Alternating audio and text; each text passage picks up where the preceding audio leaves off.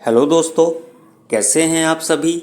आपका स्वागत है आपके अपने ही यूट्यूब चैनल पर जिसका नाम है इंग्लिश बाई छवि सर। तो दोस्तों, आज मैं डिस्कस करने जा रहा हूँ हिस्ट्री ऑफ इंग्लिश लिटरेचर से करेक्टरिस्टिक्स ऑफ रोमांटिक एज, यानी रोमांटिक एज की विशेषताओं को।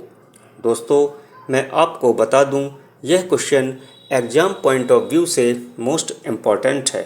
दोस्तों, इसके पहले मैं एक और क्वेश्चन यूनिवर्सिटी विट्स को भी डिस्कस कर चुका हूं।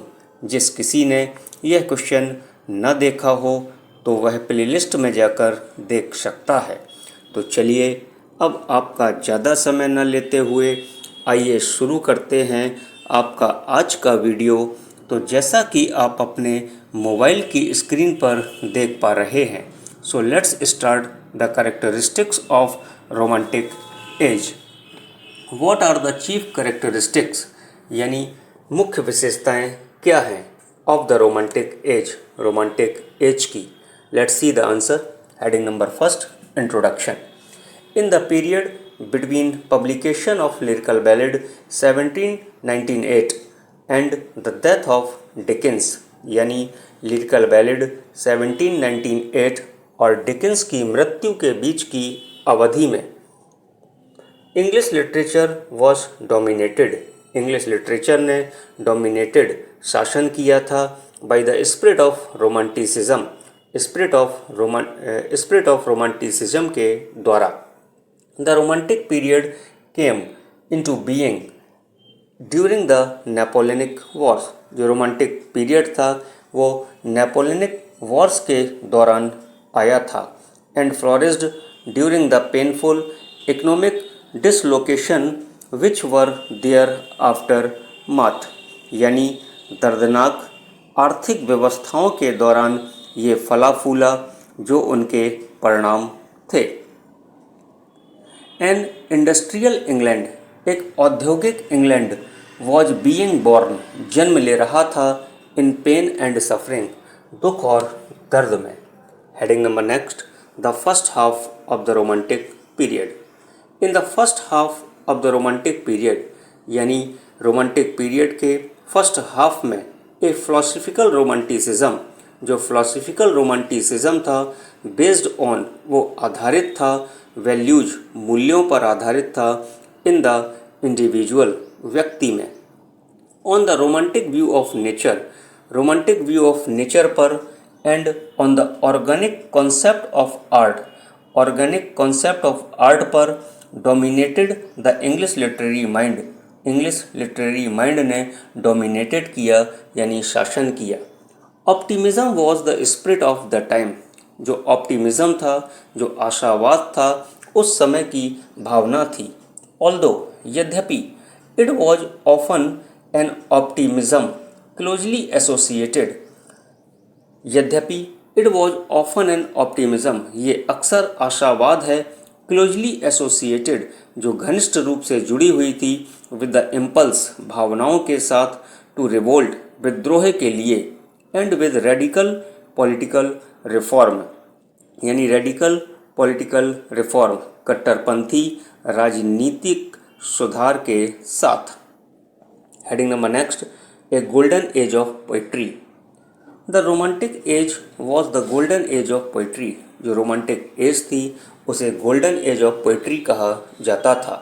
It was rich with the sonorous voices of William Wordsworth, Coleridge, Shelley, Keats, Byron, Tennyson, Arnold, and pre Raphaelites, यानी pre Raphaelites, Arnold, Tennyson, Byron, Keats, शैली, कॉलरिज, विलियम वर्ड्सवर्थ की सुरीली आवाज़ों से भरा हुआ था, यानी सुरीली आवाज़ों के ये सभी लोग धनी थे।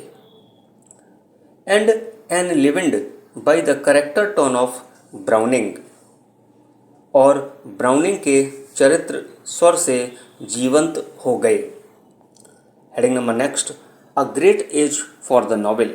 The romantic age was indeed a great age for the novel, ये रोमांटिक एज थी, इंडीड, वास्तव में, एक ग्रेट एज, एक महान एज थी फॉर द नॉवेल, नॉवेल के लिए, प्रोड्यूसिंग और इसने प्रोड्यूस किए, उत्पन्न किए गॉडविन को, स्कॉट को, ऑस्टिन को, डिकिंस को एंड जॉर्ज इलियट को। Heading number next, decline of the drama. There was decline in the field of drama, यानी ड्रामा के क्षेत्र में अब पतन हो रहा था, डिक्लाइन हो रहा था। एज, क्योंकि द प्ले राइट्स, जो प्ले राइट्स थे यानी नाटककार थे, वर बाउंड, वो बंधे हुए थे, by the patent theatre, patent theatres के साथ बंधे हुए थे। And there was in them a blind worship, और ये लोग ब्लाइंड वर्शिप थी इनके अंदर, यानी अंध पूजा या अंध भक्ति थी ऑफ शेक्सपियर, विलियम शेक्सपियर के लिए। द रोमांटिक पीरियड फेल्ड, जो रोमांटिक पीरियड था फेल्ड, वो असफल हो गया था, मिजरेबल, दयनीय तरीके से, to produce any work of true distinction, यानी ट्रू डिस्टिंक्शन, सच्चे भेद को ये लोग प्रोड्यूस नहीं कर पाए। It was the weakest period, ये सबसे ज़्यादा कमज़ोर समय था in the English stage, English stage के लिए। सिंस, यद्यपि Elizabethan first ascended the throne, जो एलिजाबेथन फर्स्ट थी वो थ्रोन, सिंहासन पर एसेंड हुई, बैठी या चढ़ी। Heading number last, conclusion. The romantic movement at the end of the 18th century, यानी 18वीं शताब्दी के अंत में romantic movement, and the beginning of the 19th century, और 19वीं शताब्दी के शुरुआत में, was a deliberate and sweeping revolt against the literary principles of the age of reason, यानी एज ऑफ रीजन के साहित्यिक सिद्धांतों के खिलाफ जानबूझकर, और एक व्यापक रिवोल्ट था यानी विद्रोह था।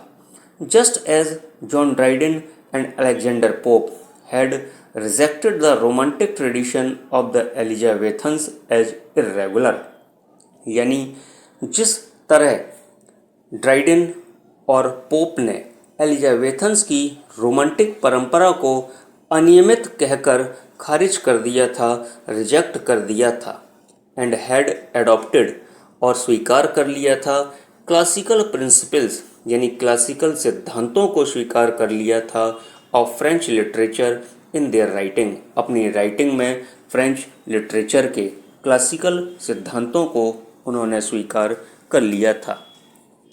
तो दोस्तों, ये था आपका लॉन्ग क्वेश्चन रोमांटिक एज की विशेषताओं पर। आपको कैसा लगा कमेंट करके ज़रूर बताएं, ताकि मैं इसी तरह से आपके एग्ज़ाम को देखते हुए इम्पॉर्टेंट क्वेश्चंस लेकर आता रहूं।